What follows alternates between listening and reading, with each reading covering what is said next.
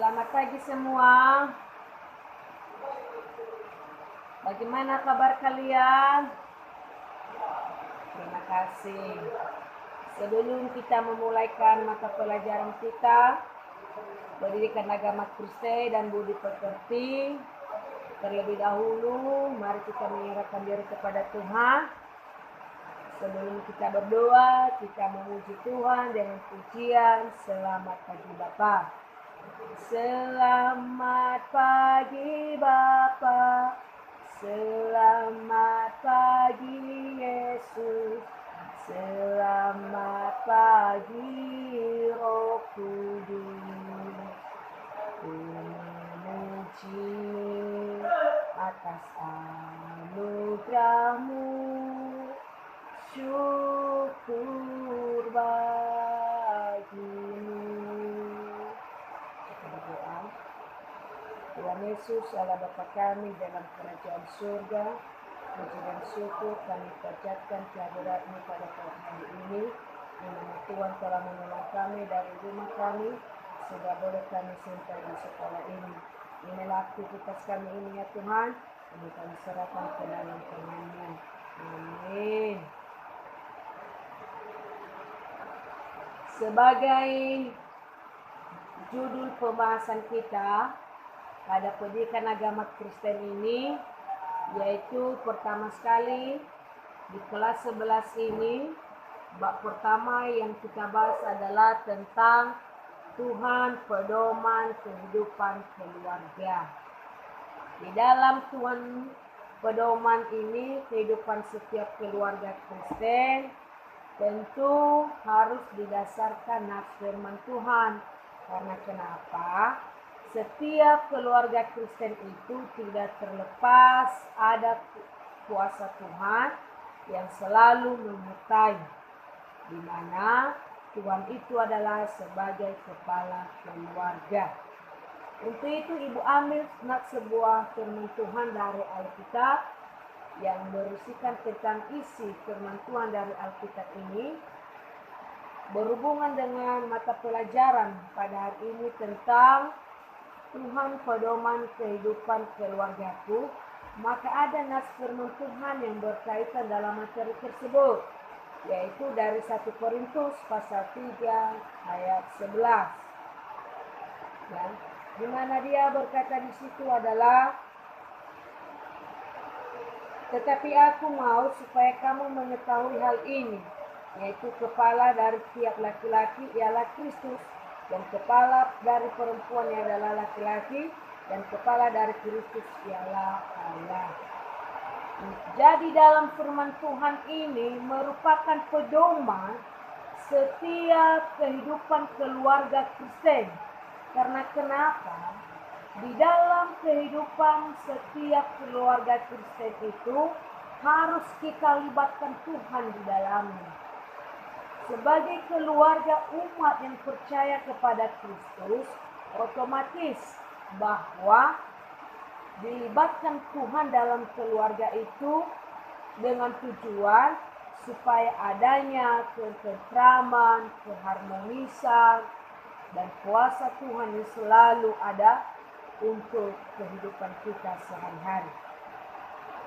Jadi, di dalam materi ini, Tuhan pedoman kehidupan keluargaku, ada beberapa di sini pengertian keluarga. Di mana pengertian keluarga ini adalah ada dua versi dulu. Ada pengertian keluarga secara umum, ada pengertian keluarga yang merupakan keluarga kecil, dan ada juga pengertian yang merupakan keluarga besar. Dalam arti bahwa keluarga itu adalah merupakan suatu persekutuan yang berawal dari dua orang yang berbeda jenis kelamin, yang diikat dengan ikatan pernikahan. Jadi, dalam firman Tuhan ini ada beberapa pedoman kita yang kita ketahui, bahwa di sini tadi kita mengenal bahwa dalam setiap kehidupan keluarga itu ada terlibat Kristus. Ada juga terlibat sebagai kepala keluarga. Siapa di dalam keluarga kita sebagai kepala keluarga itu adalah ayah bapa. Ya. Oleh karena itu kita juga sebagai anak patuh kepada orang tua. Di sini ada beberapa gambar di sini dikasih tunjuk kepada kita. Ini dia, ya. Ada ibu, ada ayah, dan ada anak. Tentu dalam gambar ini adalah suatu contoh yang kita pahami bagaimana dalam suatu keluarga kita di rumah harus benar-benar menjadi keluarga Kristen. Kemudian keluarga itu ada pemahaman menyatakan keluarga besar, keluarga kecil sama saja, yang penting keluarga. Jadi pemahaman itu adalah sangat jauh, manfaatnya itu adalah ada jauh perbedaannya. Karena kenapa? Kalau dibilang keluarga besar itu adalah dalam suatu perkumpulan keluarga itu ada tergolong, ada kakek di dalamnya, ada nenek di dalamnya, sama saudara. Sedangkan dalam suatu keluarga kecil itu adalah hanya terdiri ayah, ibu, dan anak. Jadi itu perbedaannya, jauh beda. Ya, kalau keluarga besar sekali lagi ibu kasih tahu bahwa terdiri dari kakek, nenek, atau sanak saudara seperti paman. Yang penting dalam keluarga itu adalah tidak terdiri ayah, ibu, dan anak.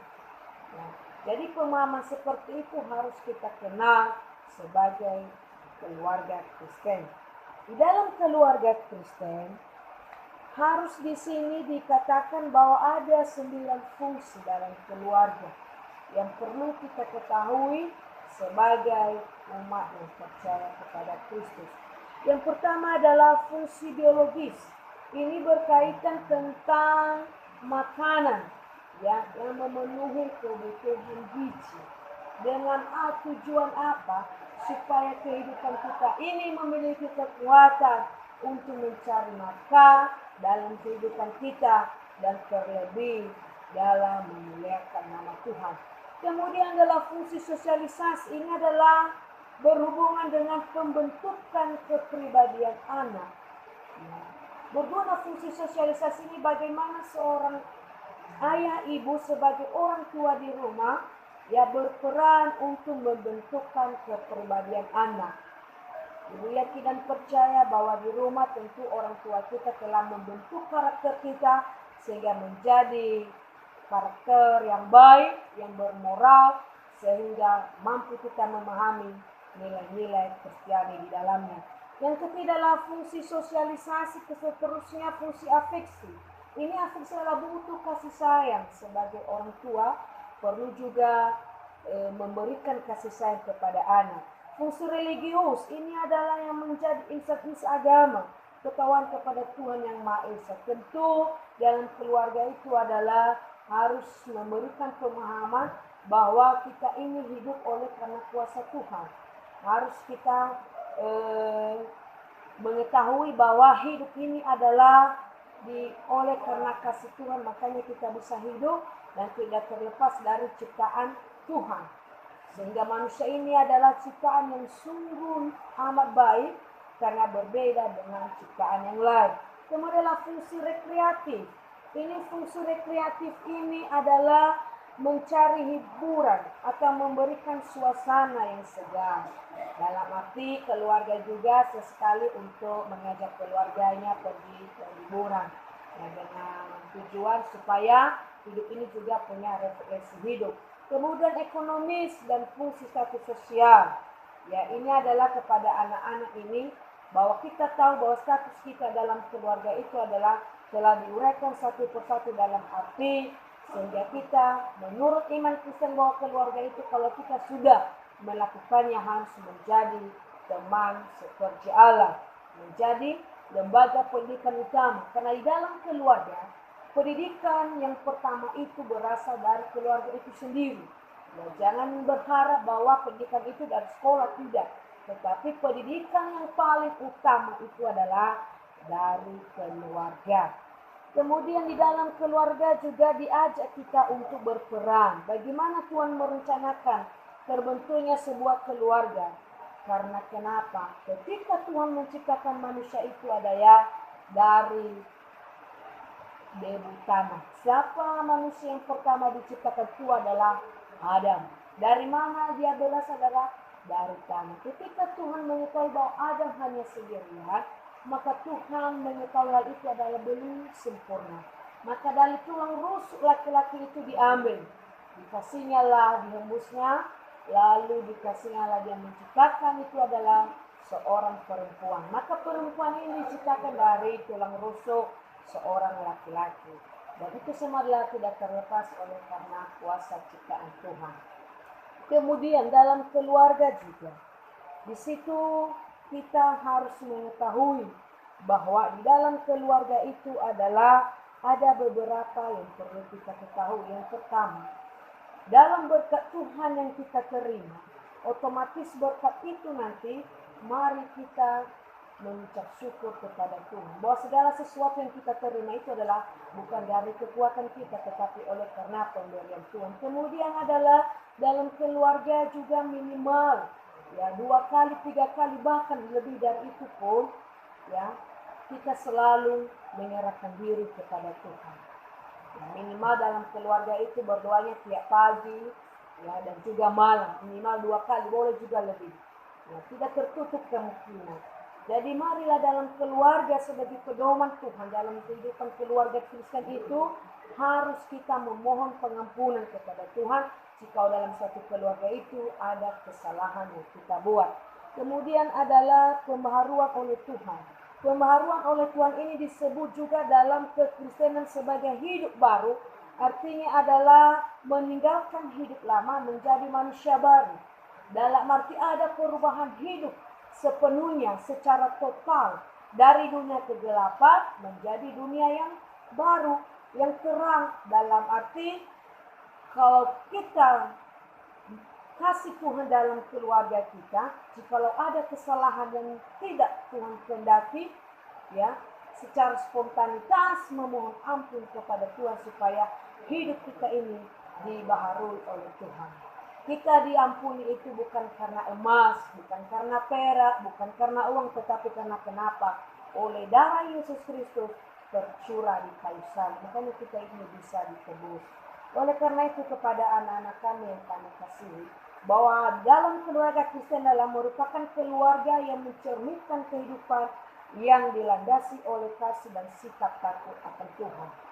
Dalam arti sebagai rangkuman dari Tuhan, pedoman keluarga Kristen ini adalah keluarga berperan sebagai pusat pembentukan kepribadian anggota keluarga secara holistik, ya, serta menjadi perpanjangan tangan Tuhan dalam menjaga alam semesta alam. Kemudian keluarga Kristen yang menjadikan Kristus sebagai pedoman dan sebagai kepala keluarga berarti menjadikan seluruh ajaran Tuhan Yesus sebagai acuan hidup berkeluarga yang akan membawa kesaksian bagi masyarakat. Ya, jadi sebagai kesimpulan ini semua adalah bahwa setiap keluarga Kristen itu adalah tidak terlepas kita libatkan Tuhan dalam kehidupan kita. Karena kenapa? Kita ini adalah ciptaan Tuhan. Ya, kita terbentuk, kita bisa besar, kita bisa melaksanakan aktivitas, kita bisa hidup. Oleh karena apa? Oleh karena kasih penyertaan Tuhan. Jadi dalam firman Tuhan ini yang selalu menjadi suluh terang bagi kehidupan kita. Ya, di dalam rumah kita minimal ya ada Alkitab. Sebagai keluarga Kristen wajib memiliki Alkitab di rumah. Ya, supaya hidup ini bisa kita pahami apa tujuan hidup di dunia ini.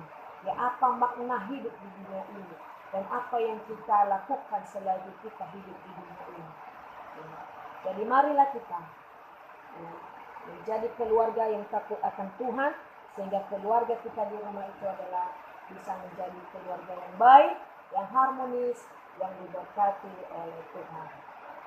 Sampai di sini pertemuan kita khususnya mata pelajaran pendidikan agama Kristen, dan sebelum kita berpisah-pisah dalam materi ini, mari kita menutup kegiatan KBM kita ini dengan kita berdoa. Dan sebelum berdoa kita bernyanyi dengan pujian Bapa terima kasih, Bapa terima kasih, Bapa, terima kasih.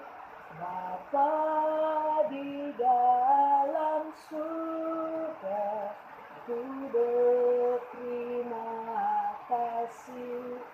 Amin. Kita berdoa. Tuhan Yesus Kristus, pada saat ini kami telah melaksanakan aktivitas kami, membahas tentang Tuhan menjadi pedoman bagi kehidupan keluarga. Dan apa yang kami pahami dalam materi ini, biarlah Roh Kudus dari Tuhan yang menanamkan di hati kami, sehingga boleh kami tahu apa makna dan apa yang hendak kami lakukan setiap kami sebagai keluarga Kristen. Untuk itu ya Tuhan, sertailah kami, sehingga boleh kami melaksanakannya sesuai dengan kehendak-Mu. Di dalam nama Yesus Kristus kami sudah berdoa. Amin. Selamat pagi semua. Terima kasih.